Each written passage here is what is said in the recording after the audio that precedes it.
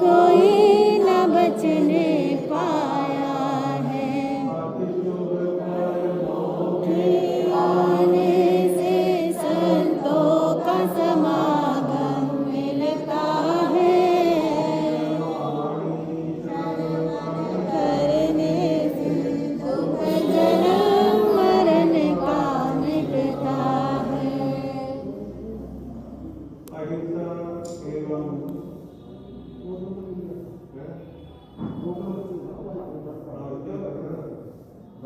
नहीं आएगा ये करंट भी रोक दो, नहीं आएगा, अब नहीं होगा, हट जाएगा, करंट चल रहा है। हाँ इसको आसमाई को भी तो नहीं दीदी कल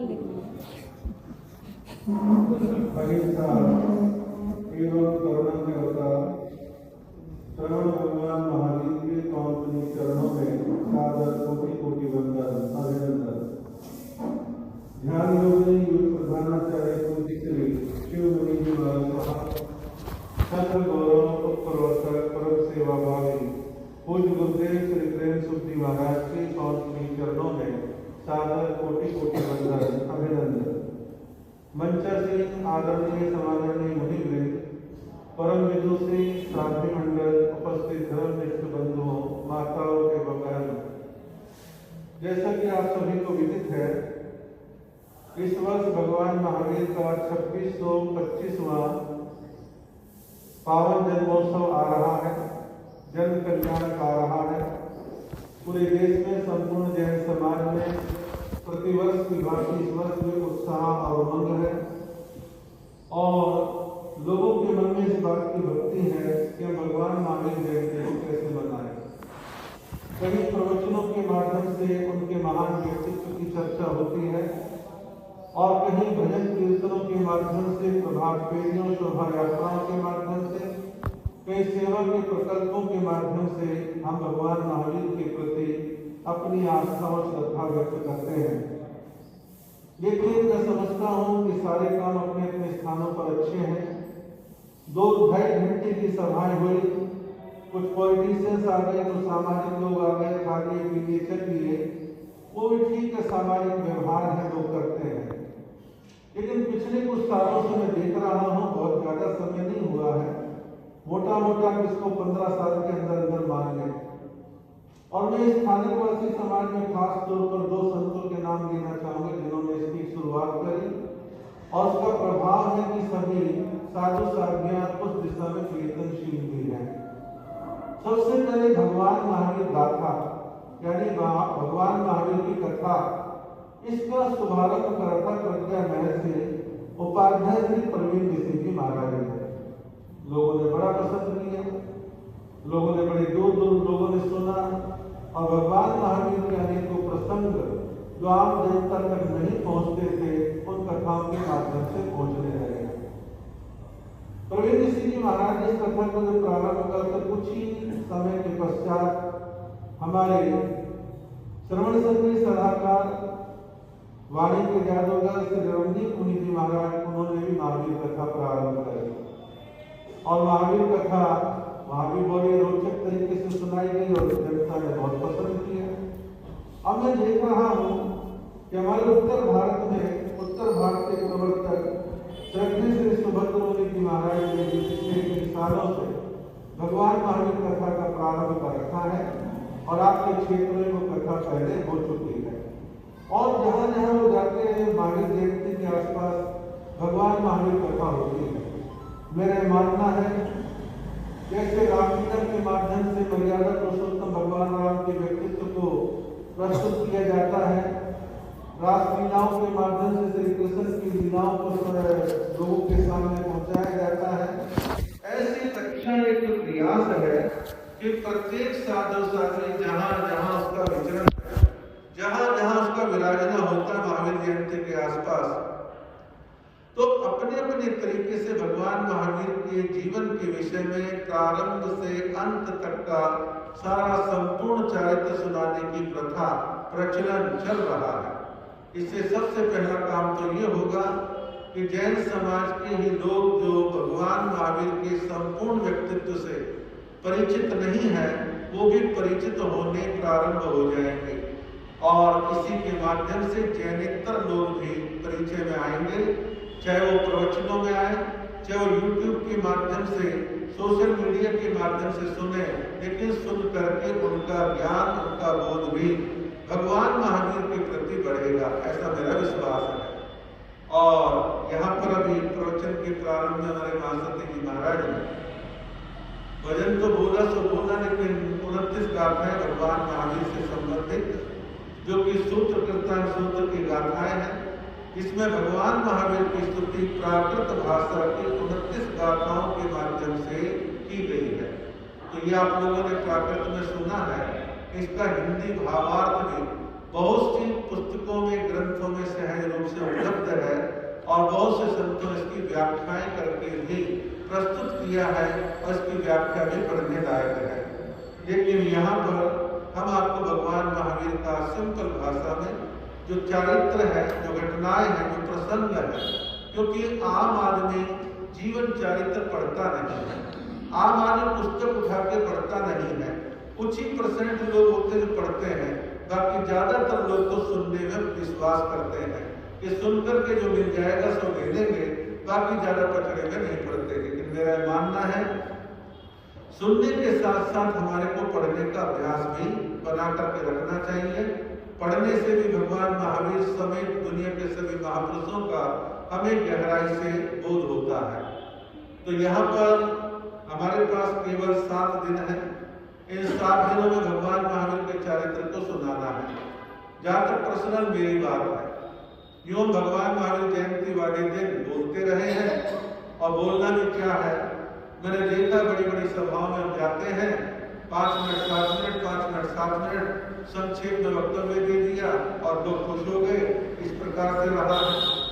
मैंने कभी भगवान महावीर का जीवन चारित्र विस्तार में कभी मैंने नहीं सुना है। हाँ, जो सुनाते थे उनकी मैं अनुमोदना करता था और कहता था कि हाँ, अच्छा प्रयास है। लेकिन मेरे मन में ख्याल आया कि इस साल हम समय रहते यहाँ पर प्रशांत विहार में श्री संघ की विनती को स्वीकार करके जा रहे हैं, तो क्यों ना एक प्रयास किया जाए कि भगवान महावीर के जीवन के बारे में सुनाया जाए। और इतना मैं कहूँगा, सबकी शैली, सबकी व्याख्या, सबका कथन करने का तरीका भिन्न भिन्न होता है, लेकिन महान चरित्र भगवान महावीर का ही है। और भगवान महावीर का चरित्र हमारे को कहीं से भी सुने, कैसे भी सुने, पिछले भव सुने, वर्तमान उनका जो तीर्थंकर का भव था उसको सुने, या साधना काल की घटनाओं को सुने, सारी चीजें हमारे को प्रेरित करती हैं, प्रभावित भी करती हैं। भगवान महावीर के विषय में वर्तमान में ही यदि मैं कह दूं, पिछले 50, 60, 70 सालों में अनेक लेखकों ने भगवान महावीर के चरित्र को लिपिबद्ध करके, सुंदर भाषा के अंदर संपादित करके अनेकों पुस्तकें उपलब्ध करवाई है। आचार्य देवेंद्र मुनि जी का है भगवान महावीर एक अनुशीलन, जो लगभग 550 पेज की किताब है। भगवान महावीर के विषय में आगम ग्रंथ शास्त्रों में कहां क्या क्या वर्णन आता है, एक ढंग से रेफरेंस देकर के सह प्रमाण उन्होंने पुस्तक लिखी है और पाठकों को बड़ी पसंद आती है। बड़ी अच्छी किताब है। हमारे श्रवण संघ के युवाचार्य श्री मधुकर मुनि जी महाराज उन्होंने लिखी एक किताब, एक लाइब्रेरी मेरे हाथ लगी, मोटे मोटे अक्षर में कंपोजिंग थी, बड़े साइज का ग्रंथ था। वो प्रसिद्ध वक्ता जैन देवकर से ज्योतिमन जी महाराज ने भगवान महावीर के विषय में उन्होंने अपने तरीके से लिखा था। 13 पंथ के आचार्य महाप्रभ जी ने श्रवण महावीर के नाम से जो है उन्होंने बड़ा प्रामाणिक, बड़ा सुंदर रीति के साथ उन्होंने अच्छे ढंग से लिखा है। कवि उपाध्याय मुनि जी महाराज की बुकलेट साइज की किताब थी भगवान महावीर जीवन और सिद्धांत, बड़ी अच्छी किताब थी, हिंदी इंग्लिश के अंदर वो छपी हुई, बहुत अच्छी है। सन 1974 के आसपास एक अच्छे विद्वान हुए डॉक्टर वीरेंद्र जैन, जो मंदसौर के रहने वाले थे, बाद में इंदौर रहे, बम्बई रहे और धर्मयुग पत्रिका के संपादक भी रहे। उन्होंने भगवान महावीर के 25वें निर्वाण वर्ष के अवसर पर, यानी मोटा मोटा 55 साल पहले, उन्होंने जो है 2 भागों में, प्रारंभ में 4 भाग में था और वर्तमान में 2 भागों में है, भगवान महावीर का बृहद उपन्यास लिखा, नॉवेल लिखा। भाषा बड़ी उत्कृष्ट है, सुंदर है, और लेखक ने कल्पना करके भगवान महावीर के मुख से भगवान महावीर का चरित्र कहलवाया। मैंने वो किताब पढ़ी थी और मैंने बहुतों को पढ़वाई भी थी और 2 भागों में राधा किशन प्रकाशन वगैरह से वो छपी हुई है। बड़ी अच्छी किताब है। अभी मैंने कुछ 5-7 साल पहले किताब छपवाई महावीर का अंतस्थल, ये भी उपन्यास शैली में है और एक आचार्य विनोद भावे के शिष्य हुए हैं स्वामी सत्य भक्त। तो स्वामी सत्य भक्त ने भगवान महावीर पर ये महावीर अंतस्थल ये उपन्यास शैली में 310 पेज की किताब उन्होंने लिखी। मेरा वहां पर विचरण था बेंगलोर में। एक महिला जो कोटा की रहने वाली थी और अपनी बेटियों से मिलने के लिए बेंगलोर आई थी, हमें जानती थी और दर्शनार्थ आई। कहने लगी महाराज भगवान महावीर पर एक किताब है, जब मैं पढ़ती तो मेरी आंखों से आंसू आते हैं। मैं कहा ऐसी क्या खास किताब है भाई आंसू आते हैं? मैं कहा किताब लाके दिखाओ कौन सी किताब है। अगले दिन किताब लेकर के आई। मध्यम साइज की किताब थी, जीर्ण शीर्ण हालत में थी, पीले पीले पन्ने थे, कटी फटी किताब थी। मैंने कैसे छोड़ दिया, मैं पढ़ता हूँ। मैंने 3 दिन में उसके कोई 150 पेज पढ़े और पढ़ के मुझे लगा कि बड़ा जानदार उपन्यास है, बड़ा जानदार ये नॉवेल लिखा है। सत्य भक्त जी ने बड़ा अच्छा काम किया है। तो मेरे मन में आया कि इस किताब को छपवाते हैं। मैंने उसको दोबारा से कंपोज करके छपवाया और किताब कब की छपी थी? 1943 की किताब छपी हुई थी। मैंने उसको हिंदी में छपवाया, मराठी में छपवाया, इंग्लिश में ट्रांसलेशन करवाया और दूर दूर तक मैंने बांटने का प्रयास करा। काफी दूर दूर किताबें गई। तो कहने का मतलब कि बहुत अच्छी अच्छी किताबें भगवान महावीर के विषय में लिखी है, लेकिन थोड़ा सा जो अभाव खटकता है वो यही है कि हमारा पाठक वर्ग पढ़ने में सुस्त है और पढ़ने में तो सुस्त है ही है, एक विषय में हम और आप सभी और सुस्त हैं। हम यानी साधु लोग, हम किताब उनको देते हैं जो बड़े व्यापारी हैं, जिनको व्यापार से फुर्सत नहीं है, पढ़ने में रुचि नहीं है। हम उनको खुश करने उनको देते हैं। हमारी किताबें ना तो यूनिवर्सिटी विश्वविद्यालयों की लाइब्रेरियों में जाती हैं, ना बड़े बड़े विद्वान प्रोफेसरों के पास पहुंचती हैं, ना लेखक संपादक जो नॉन जैन है उनके पास पहुंचती है। जैनितर समाज तक हमारी ऐसी किताबें, ऐसा साहित्य अक्सर नहीं पहुंचता और ना पहुंचने का परिणाम है। कुछ कहते कौन थे भगवान महावीर, कौन से सन में हुए थे? यदि बहुत बड़ा वर्ग ऐसा है जो आज भी भगवान महावीर के व्यक्तित्व से अपरिचित है। इसमें कमजोरी हमारी अपनी स्वयं की है। हमें और अधिक इस दिशा में प्रयत्न करने की आवश्यकता है। और आज मैं भगवान महावीर के जीवन दर्शन को प्रारंभ करता हूँ और जो मेरे को समझ में आया है वो आपको सुनाने का प्रयास करूंगा। आप भी उसको उसी अर्थ में, उसी भाव के साथ सुनने समझने का प्रयत्न करेंगे। सबसे बहुत संक्षिप्त में बात है जैन धर्म की। जैन धर्म की पृष्ठभूमि क्या है, जैन धर्म दर्शन है क्या? पहली बात कि जैन धर्म को हम ये कहते हैं फला सन संवत में जैन धर्म की स्थापना हुई, ये कहना बड़ा कठिन है। जितने हम आगम ग्रंथ साहित्य इतिहास के पुस्तकें पढ़ते हैं तो उसके आधार पर हम ये कह सकते हैं कि जैन धर्म अनादिकालीन है।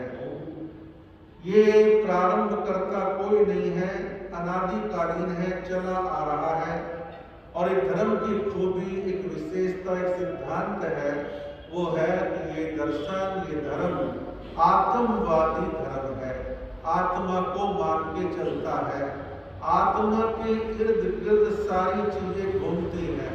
अब आत्मा है तो कर्म बंधन भी है, तो आत्मा ही नहीं है तो कर्म बंधन किसको होगा? शरीर को तो होगा नहीं, आत्मा को ही कर्म बंधन होगा। तो आत्मवादी ये धर्म है और हम कर्मवादी भी हैं, कर्म को मान के चलते हैं। और जहाँ कर्म को मान के चलते हैं वह हम पुरुषार्थ को भी मान करके चलते हैं। और हमारे यहाँ गाथाओं में कहा है अप्पा कर्ता विकर्ता दुहानी है सुहानी है, अप्पा मित्रम च दुपट्ठिये सुपट्ठियो, कि आत्मा ही कर्ता और भोक्ता है। आत्मा ही कर्ता और भोक्ता है और अपने सुख दुख का कर्ता भोक्ता भी ये आत्मा ही है। और मेरी आत्मा मेरी मित्र भी है और मेरी शत्रु भी है। मित्र कब है? जब हम अच्छे मार्ग पर चलते हैं। और आत्मा शत्रु कब है? जब हम पतन के मार्ग पर, बुराई के मार्ग पर चलते हैं, कर्म बंधन के मार्ग पर चलते हैं, तो हमारा जीवन पतनोन्मुख हो जाता है, विनाश की तरफ बढ़ता है। जैन धर्म के कुछ प्राचीन नाम और रहे हैं। वर्तमान में तुम कह रहे जैन धर्म, जैन दर्शन, जैन फिलॉसफी आदि आदि। लेकिन जैन धर्म के प्राचीन इतिहास में यदि हम अवलोकन करें तो समय समय पर इसके नामों में परिवर्तन चलता रहा है। एक समय था कि जैन धर्म को कहते थे निर्ग्रंथ धर्म। निर्ग्रंथ धर्म, निर्ग्रंथों का धर्म। और ग्रंथ निर्ग्रंथ की परिभाषा आप लोग साधु के द्वारा सुनते हैं, जहाँ ग्रंथि का उच्छेद हो जाए, ग्रंथि को, गांठ को समाप्त कर दे, कर्म की ग्रंथि, कर्म ग्रंथि का जो उच्छेद करने की प्रेरणा है वो निर्ग्रंथ धर्म है। और भगवान महावीर का एक नाम आता है निर्ग्रंथ ज्ञात पुत्र, कि भगवान महावीर निर्ग्रंथ थे, ज्ञात पुत्र थे। और ये शब्द हमारे यहाँ भी है और बौद्ध ग्रंथों में भगवान महावीर के लिए ये दोनों शब्दों का प्रयोग आता है, जो निर्ग्रंथ थे और ज्ञात पुत्र यानी ज्ञात कुल के थे। एक समय था कि जैन धर्म को आर्य धर्म भी कहा गया।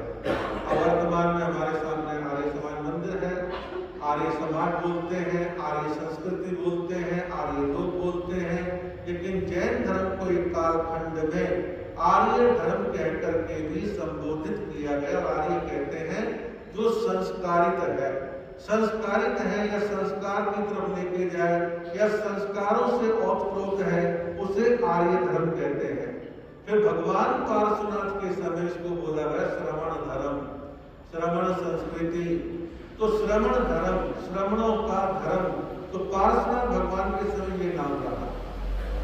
भगवान हरितनेमी के समय में इसको जो है अरहत धर्म के नाम से पुकारा गया। अरहत यानी अरिहंतों के द्वारा प्रारूपित मार्ग, रास्ता, धर्म। तो ये जो अरहत धर्म के नाम से भी कभी प्रसिद्ध रहा है। लेकिन वर्तमान में हम और आप पहचानते हैं जैन धर्म के नाम से।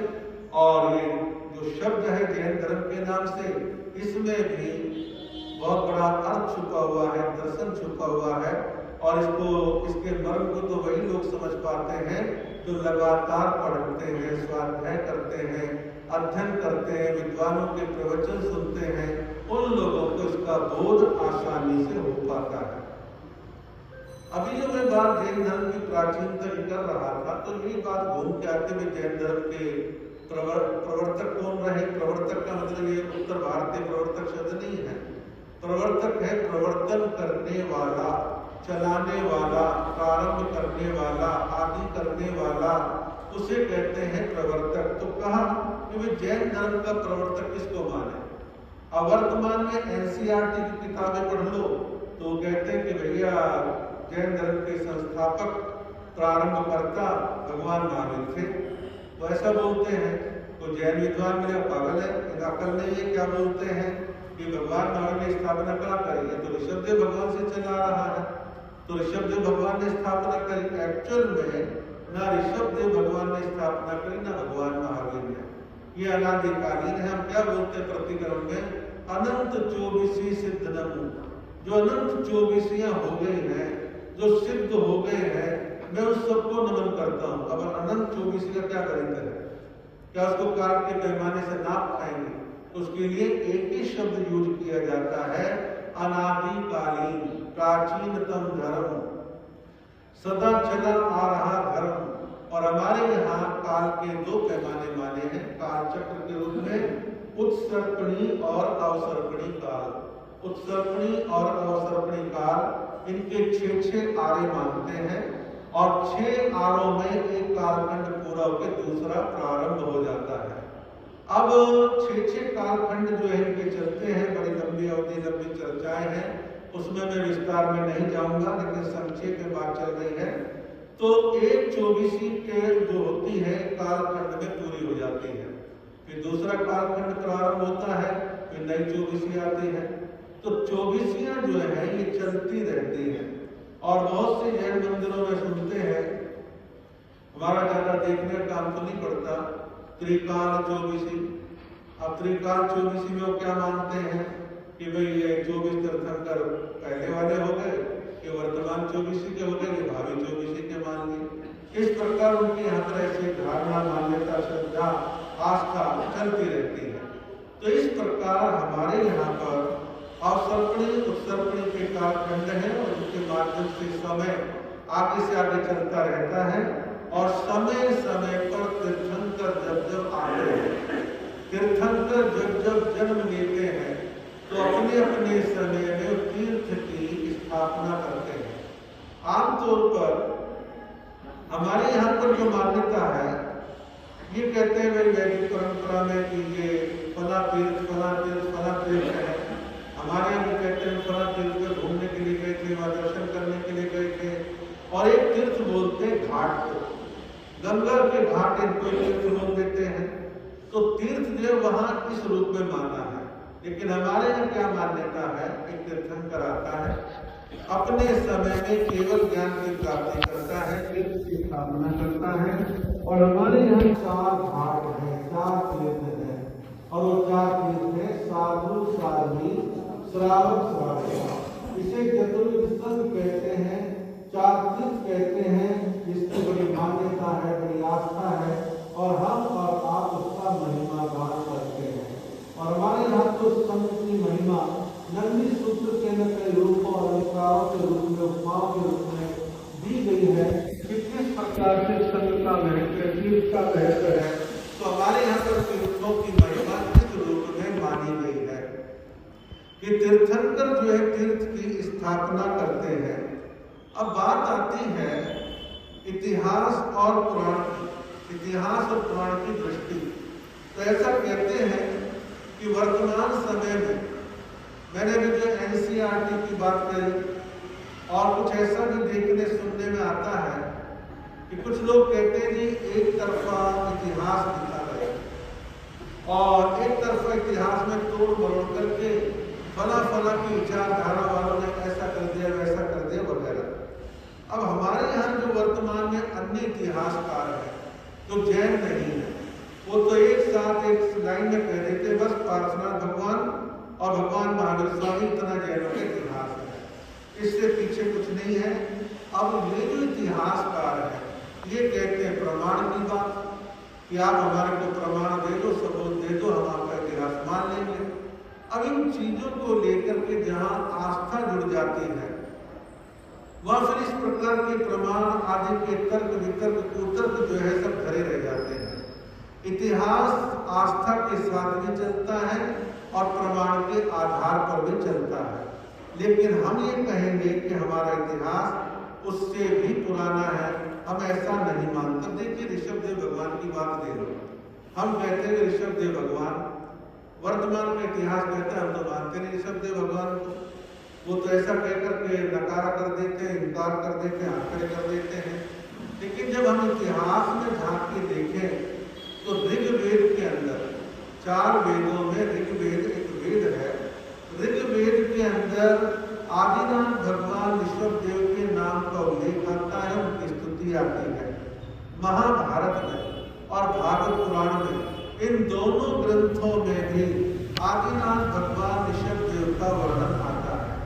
अब या तो सनातन संस्कृति के इन ग्रंथों को इतिहास का नकार दें तो हम भी मान लेंगे, लेकिन यहाँ मैं उनकी बात काटने के लिए यहाँ नहीं बैठा, केवल आपको हल्का सा बोध करवा रहा हूँ कि ऐसी भी धारणा जो है इतिहास के संबंध में चलती है। और ये तो जैन धर्म की बेसिक सी बात हो गई कि इसका क्या इतिहास, क्या मान्यताएं हैं, ये आप लोगों ने सुनी है। लेकिन अब हम आते हैं भगवान महावीर के चारित्र के विषय में। जितना समय होगा आज सुनाएंगे, फिर कल सुनाएंगे, फिर चलता रहेगा। आत्म विकास की यात्रा खाली भगवान महावीर की नहीं, हमारी भी, सबकी, सब मनुष्यों की, सब प्राणियों की।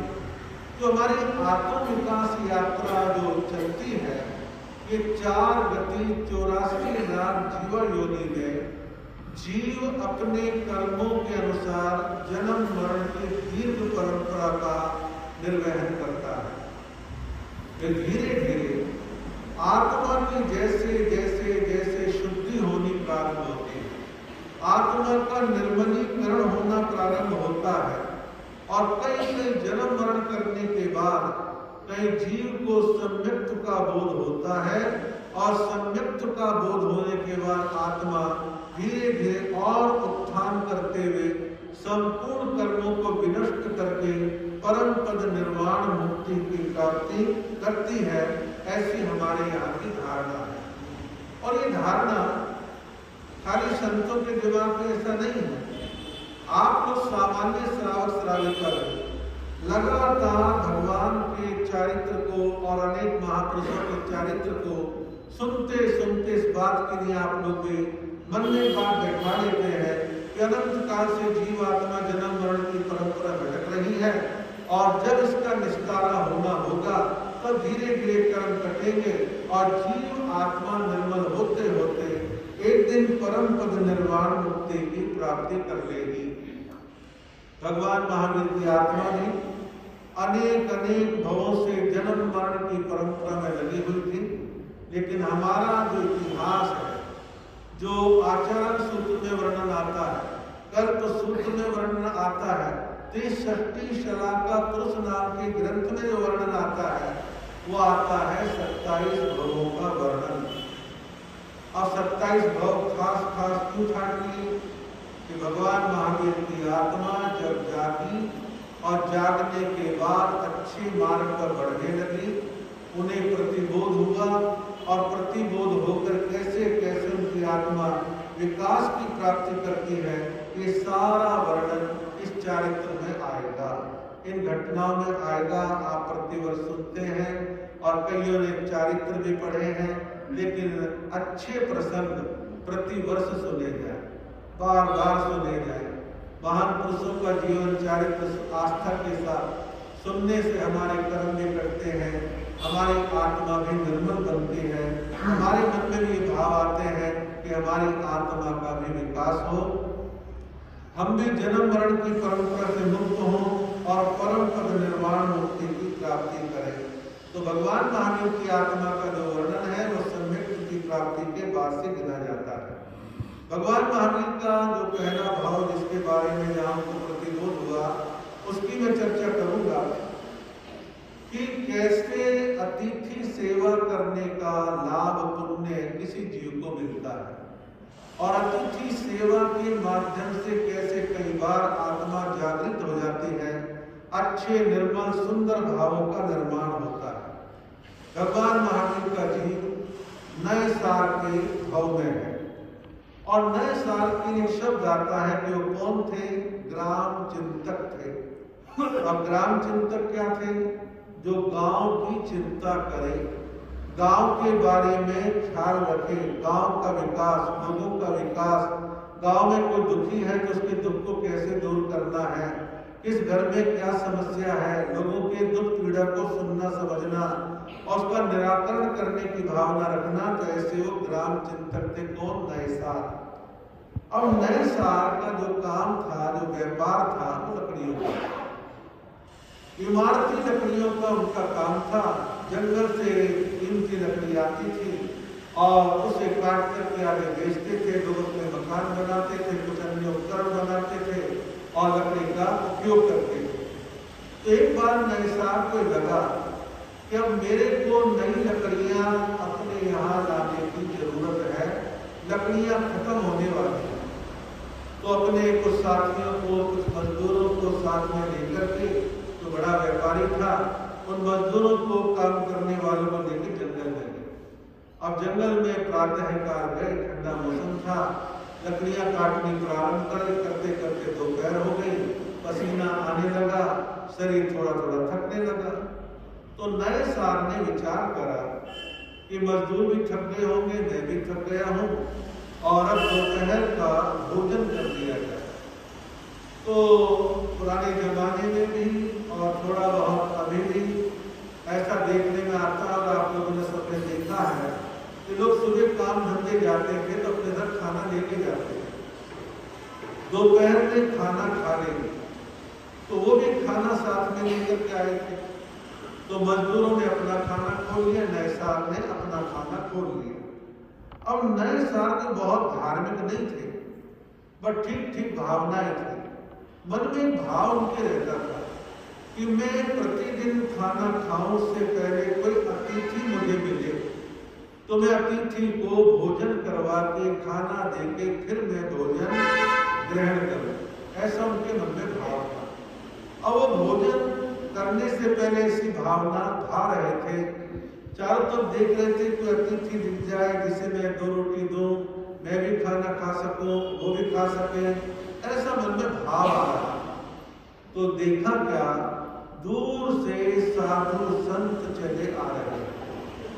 अब आने वाले साधु को दूर से देखा, अपने स्थान से खड़े हुए और थोड़ा आगे बढ़े, हाथ जोड़ के प्रणाम करके उन संतों को अपने पास लेकर के आए। कह रहे महाराज आप कहाँ घूम रहे हो? संतों ने कहा भाई प्रातःकाल विहार किया था और हमें किसी ने कहा था जंगल के बीच से होकर जाओगे तो रास्ता छोटा पड़ जाएगा। हम इसी वजह से जंगल में आए, लेकिन हम तो रास्ता ही भटक गए और यहाँ तो कोई रास्ता बतलाने वाला भी नहीं है।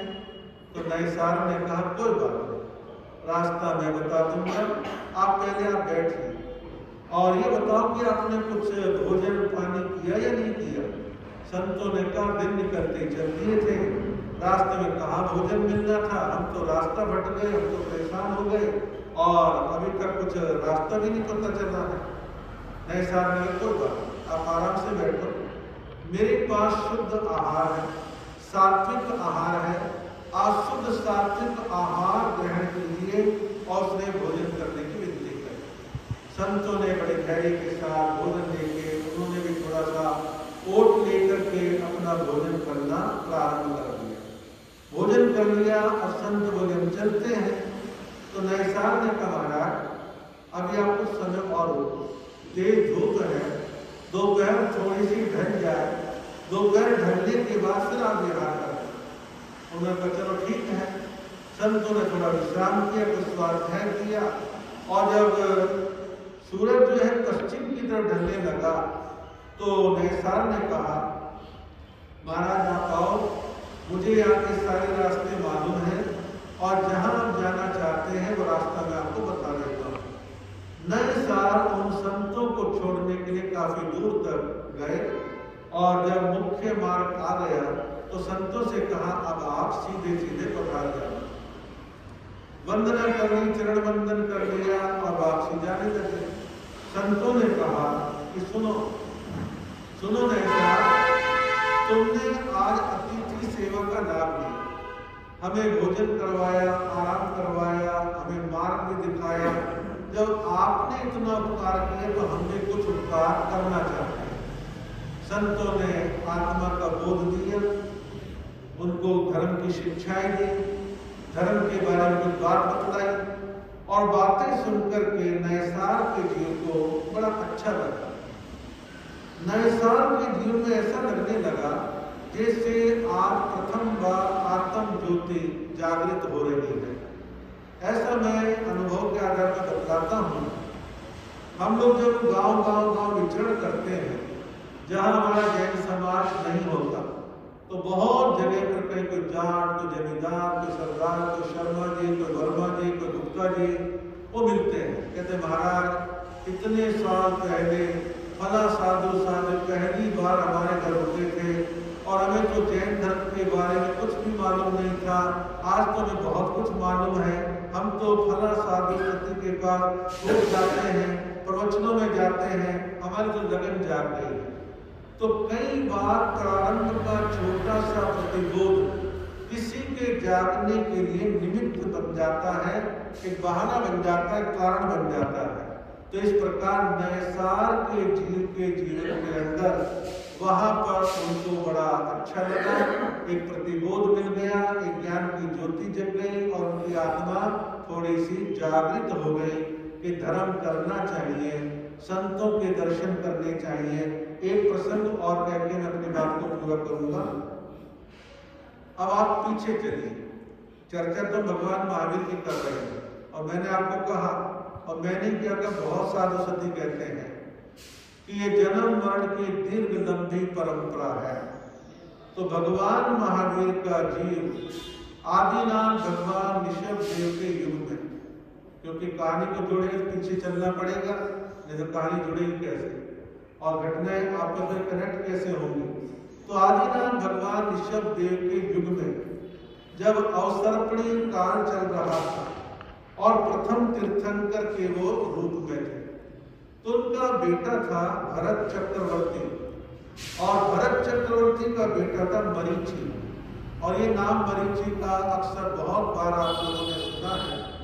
तो मरीचि जो है वो ऋषभदेव भगवान का पोता है और महाराजा भरत चक्रवर्ती का जो है पुत्र है।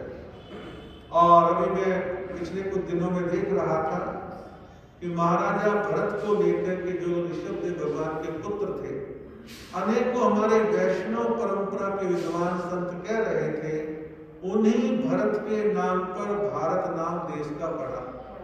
ऐसी हमारी दृढ़ मान्यता है, हमारी आस्था है कि उन्हीं के नाम से जो भारत का नाम भारत पड़ा। और आज हिंदुस्तान कह लो, इंडिया कह लो, गलत बात है, लेकिन हम भारत वर्ष के नाम से भी पहचाने जाते रहे हैं।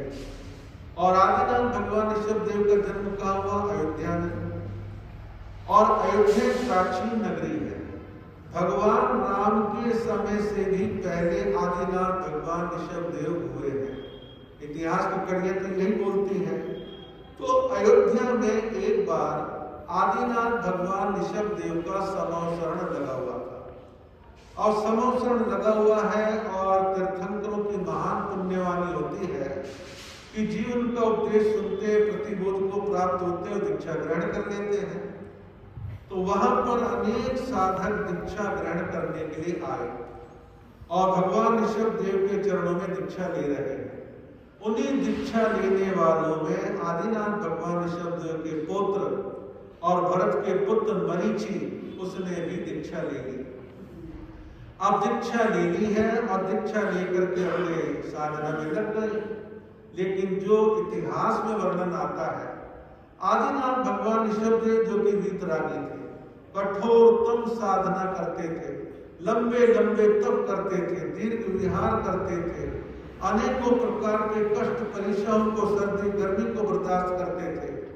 अब ये बर्दाश्त करने वाला विषय सबका भिन्न भिन्न है। इसका कोई निश्चित पैमाना इंची टेक नहीं है। किसी को गर्मी सहन हो जाती, किसी को नहीं होती।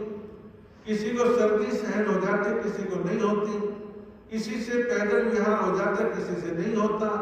अनेकों तरह की बातें देखने में आती आचार पक्ष को लेकर के, और आचार पक्ष को लेकर के विवाद हमेशा रहते हैं। हम अंदर की बात तो कम करते हैं, बाहर के चीजों को लेकर कई बार जरूरत से ज्यादा उलझ जाते हैं। तो आदिनाथ भगवान ऋषभदेव के पुत्र मरीचि, उससे जैन मुनियों की चर्या बहुत कठिन लगने लगी। दीक्षा तो ले ली, ये बहुत कठिन लगने लगी, मेरे से इतना सहन नहीं होता। सर्दी गर्मी का, रात्रि भोजन प्यास वगैरह लगने का, ना जाने क्या क्या ख्याल मन में आ गए। तो उसने क्या करा, ऋषभदेव भगवान ने जिस पथ पे चलाया था उससे वो विचलित हो गए, और विचलित होकर के उन्होंने मध्यम मार्ग अपनाया। और मध्यम मार्ग क्या अपनाया, उन्होंने अपने आप को त्रिदंडी सन्यासी घोषित कर दिया कि मैं त्रिदंडी सन्यासी हूँ। एक त्रिदंडी रखते हैं त्रिशूल की तरह। वेश का परिवर्तन उन्होंने अपने तरीके से अपनी सुविधा के अनुसार कर लिया। खाने पीने की शैली को अपने हिसाब से सेट कर लिया। वो बड़े सात्विक रहे, लेकिन जो जैन साधना का मार्ग था उससे विचलित हो गए। लेकिन यहाँ गौर करने वाली बात है कि बेशक वो त्रिदंडी बन गए, लेकिन मन में एक बात बैठी हुई है कि भाई मैं तो अपने मार्ग से विचलित हो गया, थोड़ा बहुत जो मेरे से पलता है पाल रहा हूँ, लेकिन असली मार्ग तो आदिनाथ भगवान ऋषभदेव का है। असली तो वो है।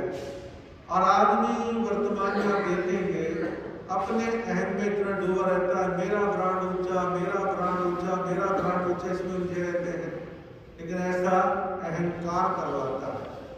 अब मरीचि बड़े सरलता के साथ कहते हैं कि वे मेरा मार्ग कुछ भी नहीं है, असली मार्ग तो ऋषभदेव भगवान का है। अब जहां जहां पर आदिनाथ भगवान ऋषभदेव का समोषण लगता है तो उसके बाहर कुछ दूरी पर वो मरीचि बैठ जाते हैं और मरीचि बैठ करके सबसे कहते हैं मेरे पास मत आओ, मेरे पास नहीं, वहां जाओ जहां ऋषभदेव भगवान विराजमान है, जहां उनका उपदेश चल रहा है, वहां शनि धर्म है, वहां जाओ, वहां सुनो, वहां दान दो। तो इस प्रकार से सबको प्रतिबोध देकर ऋषभदेव भगवान के पास भेजते हैं, अपने पास भीड़ जमघट लगाने का प्रयास नहीं करते। अब इतनी सरलता उनके जीवन में थी। कुछ समय के बाद उसी समोषण के अंदर आदिनाथ भगवान ऋषभदेव के पुत्र भरत चक्रवर्ती जो है भगवान के दर्शन करने के लिए आए। भगवान के दर्शन करेंगे, दर्शन वंदन का काम हो गया, जो उपदेश सुंदर दर्शन लिया और सहज भाव से महाराजा भरत चक्रवर्ती ने आदिनाथ भगवान ऋषभदेव से प्रश्न किया, एक जिज्ञासा रखी कि भगवान एक बात बतलाओ, आपके समोषण में कोई ऐसी जीव आत्मा है जो आगे चल करके तीर्थंकर बने या कोई अच्छा महान पद प्राप्त करे? कोई ऐसा जीव यहाँ बैठा है? तो मंद मुस्कान के साथ आदिनाथ भगवान ऋषभदेव ने भरत चक्रवर्ती को संबोधित करते कहा, सुनो, ये जो सामने समोषण के बाहर तुम्हारा पुत्र बैठा ना मरीचि, ये मरीचि देखने में तो ऐसा लग रहा है कि साधना छोड़ बैठा, लेकिन इसकी आत्मा निकट भविष्य में आने वाले वक्त में बहुत ऊंचाइयों को प्राप्त करेगी। इसकी आत्मा का बहुत विकास होगा। और सुनो, ये जो है त्रिपृष्ठ जो है वासुदेव बनेगा और त्रिपृष्ठ वासुदेव के साथ साथ प्रथम वासुदेव होगा और फिर आगे इसके बाद एक प्रिय मित्र नाम का चक्रवर्ती सम्राट भी बनेगा और फिर जो है ये बाद में इस 24 के अंतिम पड़ाव में ये वर्धमान महावीर के नाम से तीर्थंकर बनेगा और इसकी आत्मा मुक्ति को, मोक्ष को प्राप्त करेगी। अब बताइए, तीन महान पद बता दिए। अब कोई किसी को वर्तमान में कह दे पहले राउंड में तो सांसद बनेगा, दूसरी बार तो जो है केंद्रीय मंत्री बनेगा और फिर तो पीएम सीएम पता क्या क्या बन जाएगा, तो लोग भूले नहीं समाते। अब वहां ये आध्यात्मिक और भौतिक ऐसे पदों की चर्चा की जा रही है। अब ये तीन बातें जब महाराजा भरत ने सुनी कि मेरा बेटा इतना उत्थान, इतना विकास करेगा, तो पिता को तो खुशी होती है। आज किसी का बच्चा IAS IPS बन जाए, UPSC क्लियर कर ले, तो गली मोहल्ला दूर पास के रिश्तेदारियों में कितना हर्ष का वातावरण बनता है। तो जब इतनी तीन उपलब्धियों की बात सुनी, बड़े प्रसन्न हुए और भरत चक्रवर्ती वहां से निकल करके वो जो है जाते हैं समोषण के बाहर और मरीचि को कहते हैं, मरीचि कमाल, तुम बड़े पुण्यशाली। मैंने कहा पुण्यशाली, मैं तो बाहर बैठा हूँ, मेरे से कठोर साधना नहीं होती, जो भगवान करते हैं ऐसा मेरे से नहीं हो पाता, मैं तो त्रिदंडी का रूप लेके बैठा हूँ। बोले कोई बात नहीं, अभी तुम ऐसे हो, अभी भगवान से मैं सुन के आया हूँ कि तुम आने वाले समय में तुम वासुदेव भी बनोगे, चक्रवर्ती भी बनोगे और तुम 24 अंक के अंदर 24वें तीर्थंकर वर्धमान महावीर भी बनोगे। जब ये बात सुनी तो मरीचि और मरीचि के पिता महाराजा भरत खुश होकर के हर्ष व्यक्त करने लगे, नाचने लगे और बलियों अपना उनका उत्साह बढ़ रहा है, आनंद आ रहा है, बड़ा उनको ऐसा महसूस हुआ। लेकिन आने वाले अपने पदों को लेकर के मन में अहंकार की भावना भी आ गई और अहंकार कई बार पतन का कारण बनता है। आगे क्या होगा, कैसे आत्मा आगे जन्म मरण की परंपरा से कैसे आगे बढ़ेगी, क्या क्या घटनाएं होंगी, ये सब बातें, सब प्रसंग आपको आगे सुनने सुनाने से ज्ञात होगा। आप इसी प्रकार आते रहें, लाभ की प्राप्ति करते रहें और समय 8:30 बजे का रखा गया है। 8:30 बजे आने का भाव रखें, क्योंकि महासती जी महाराज जो तुलसी स्वरूप का पाठ कराते हैं, बड़ा शास्त्रीय पाठ है, भगवान की स्तुति है, सुने भी और उनके शब्दों को पढ़ते समय ध्यान देने का आप भाव भी रखेंगे तो आपको आनंद की प्राप्ति होगी। और भगवान महावीर की कथा 30 तारीख तक चलती रहेगी। आप अन्य लोगों को भी आने की प्रेरणा दें, अपने परिवारजनों को, मित्रजनों को, अड़ोसी पड़ोसियों को, सबको आने के लिए प्रेरित करें। और हम और आप सभी भगवान महावीर का स्तुति गान करेंगे। उसके पश्चात समृद्धि सूचना होगी। ओम जय महावीर प्रभु स्वामी।